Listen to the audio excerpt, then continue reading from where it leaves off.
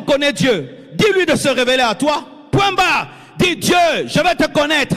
Il a des oreilles pour entendre. Il a une bouche pour parler. Il va te donner un rhéma. Il va ouvrir tes yeux. Il va te parler par des visions. Il va te parler par des convictions. Tu liras la Bible, tu commences à comprendre. Tu vas prier, tu entends la voix. Tu vas observer, puis tu vois. Mais Dieu existe. Il va se révéler à toi. La connaissance, le succès de Jésus, c'est parce qu'il connaissait son Père. Il connaissait son Père et il pouvait dire, moi et le Père, nous sommes un. Connaître. Alléluia. Deuxièmement, pour réussir avec Dieu, tu dois connaître ta mission, connaître ta vocation, recevoir un fardeau de Dieu, connaître le plan que Dieu a dans ta vie, connaître le but de Dieu dans ta vie, avoir une vision claire, un fardeau clair, connaître le rôle que tu es venu jouer dans ce monde, parce que tu n'es pas venu te distraire, tu n'es pas venu accompagner les autres, tu n'es pas venu pour être un numéro. Dieu t'a créé pour un but, Dieu t'a créé pour un but. Tu n'es pas né seulement pour naître. Dieu a une mission pour toi et c'est dans le domaine de ton appel que tu réussiras, c'est dans le domaine de ta vocation que tu réussiras, c'est dans le domaine à quoi Dieu t'appelle que tu réussiras. C'est pourquoi tu dois découvrir pourquoi tu es sur la terre, car un homme qui ne sait pas pourquoi il est sur la terre est en train de se promener, il est en train d'accompagner ceux qui savent ce qu'ils sont venus faire sur la terre. Car si je sais pourquoi je suis sur la terre et toi tu ne sais pas pourquoi tu es sur la terre, tu m'accompagneras, moi qui sais c'est que je suis venu sur la terre, car ceux qui ne savent pas accompagnent ceux qui savent.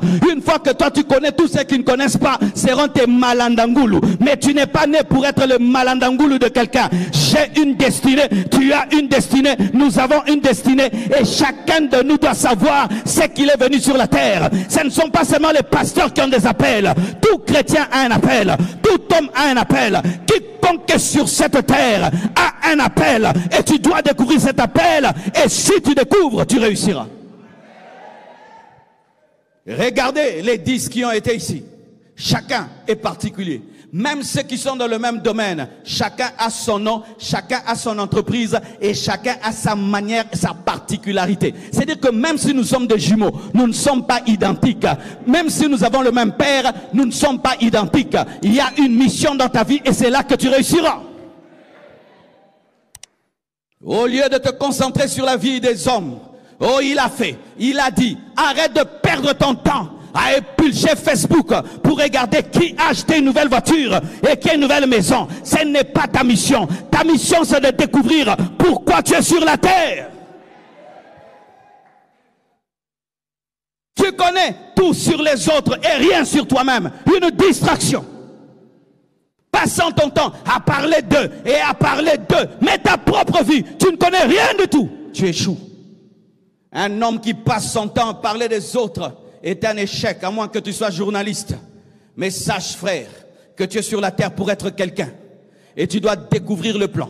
Et des fois, on découvre le plan par la colère que tu as en toi. Car ce qui t'énerve révèle ton appel. Ce que tu ne supportes pas révèle ce que tu dois changer. Ce que tu vois souvent révèle c'est à quoi Dieu t'appelle. Ce qui t'attire. Frère, Dieu ne parle pas à tout le monde par une voix audible. Dieu ne parle pas à tout le monde par une vision. Mais Dieu parle par un fardeau. Dieu parle par un fardeau ou par une conviction. Mais tu dois savoir, tant que tu ne sais pas pourquoi tu as été créé, tu échoueras.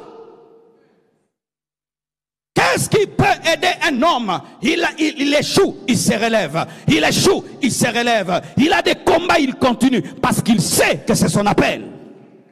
Mais quand tu ne sais pas que c'est ton appel, on va te combattre un peu, tu abandonnes. Tu auras des petits problèmes, tu abandonnes. Ça va être difficile, tu abandonnes. Parce que tu ne sais pas que c'est ton appel. C'est pourquoi ne fais rien par imitation, par copisme. Fais les choses par révélation. Parce que lorsque tu copies, tu vas arrêter. Mais quand tu sais que ce n'est que ça que tu peux faire, tu n'arrêteras jamais. De la même manière, un poisson ne peut arrêter de nager. De la même manière, un oiseau ne peut arrêter de nager. Je ne peux pas arrêter de prêcher parce que Dieu m'a appelé à prêcher. Je suis né pour prêcher. J'ai été enfanté pour prêcher. J'ai été créé pour prêcher. Même si on peut se lever contre moi, je ne peux pas arrêter. De la même manière qu'un oiseau ne peut arrêter de voler, je ne peux arrêter. Pourquoi? C'est ma mission.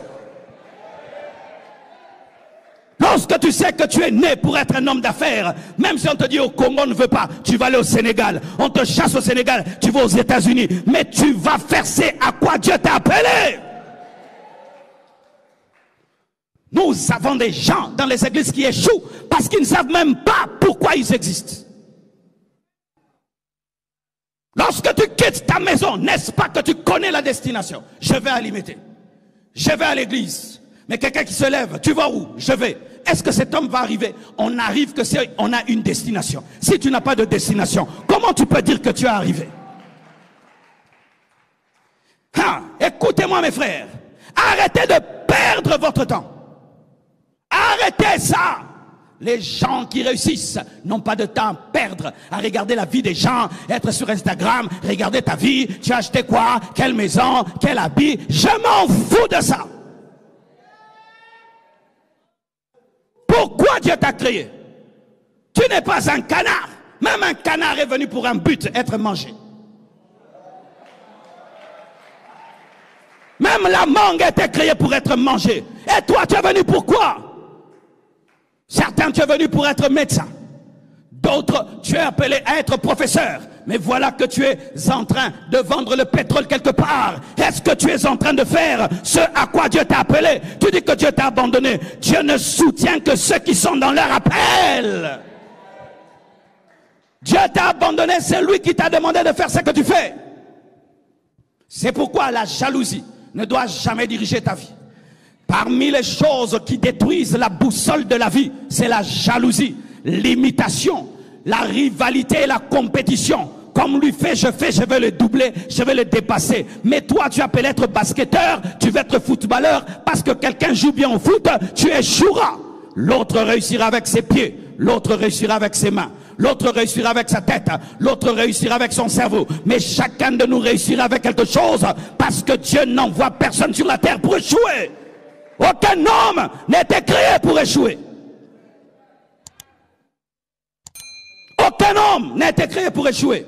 C'est pourquoi tu dois enlever de ton langage, vous qui êtes venus réussir, bino vie bongé la bino. Arrêtez, ce n'est pas biblique.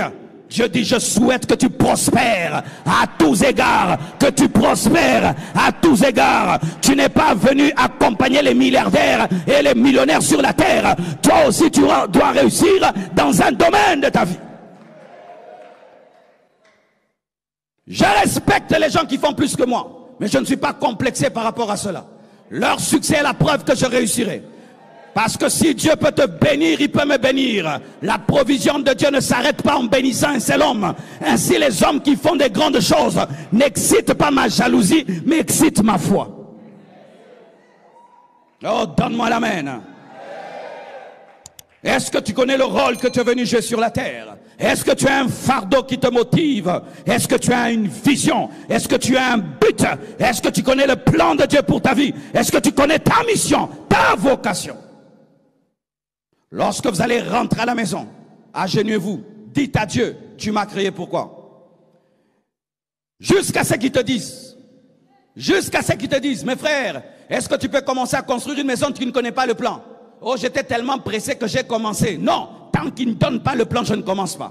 Je risque de construire une maison à 2 étages alors que c'était un gratte-ciel. Je risque de me contenter de petites choses alors que Dieu m'a appelé à de grandes choses. Tu t'inquiètes de beaucoup de choses alors que tu ne connais pas l'essentiel de ta vie. Tu t'occupes du manger, du boire, de ton compte en banque alors que la chose la plus importante dans ta vie, tu ne la connais pas. Tu ne sais pas pourquoi tu existes. Tu ne sais pas pourquoi tu as été créé. C'est pourquoi les hommes qui savent pourquoi ils ont été créés réussissent toujours par rapport à ceux qui ne savent pas. Et lorsque tu es à côté d'un homme qui sait pourquoi il a été créé, tu es en train de l'accompagner dans la vie. Car la connaissance, c'est ça le leadership. La connaissance et le leadership. L'homme qui connaît parmi ceux qui ne connaissent pas est le chef des ignorants. Alléluia. Quand vous allez rentrer à la maison, répondez à cette question. Pourquoi tu existes? Si tu ne réponds pas, tu es un échec. Je te dis la vérité, tu es un échec.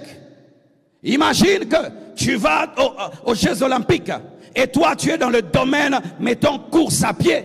Et puis toi tu prends des ballons, tu fais des smatchs. Tu n'auras pas une récompense par rapport au basket parce qu'on ne t'a pas mis de temps pour ça.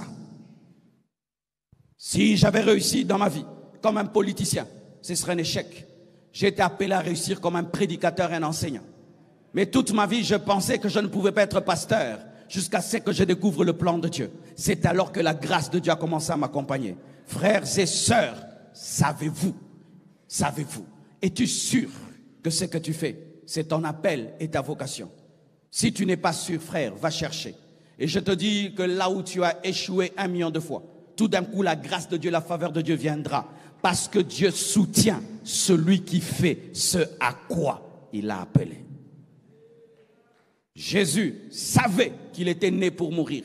C'est pourquoi lorsqu'il est venu sur la terre et qu'on voulait faire de lui un roi physique, il refusait. Il savait qu'il était né pour devenir l'agneau de Dieu. Il était né pour se sacrifier pour les autres. C'est pourquoi il pouvait fuir les fausses missions et les faux appels qui provenaient de la chair de ses disciples. Comment peux-tu corriger Pierre si toi-même tu ne sais pas où tu vas? C'est ainsi que les gens te ballottent. Fais ça et arrête ça. Fais ça et arrête ça. Fais ça et arrête ça. Tu es une voiture matindika, likukuma. C'est pourquoi tu échoues dans la vie. Car celui qui ne sait pas, c'est pourquoi il est venu sur la terre, écoute trop les conseils.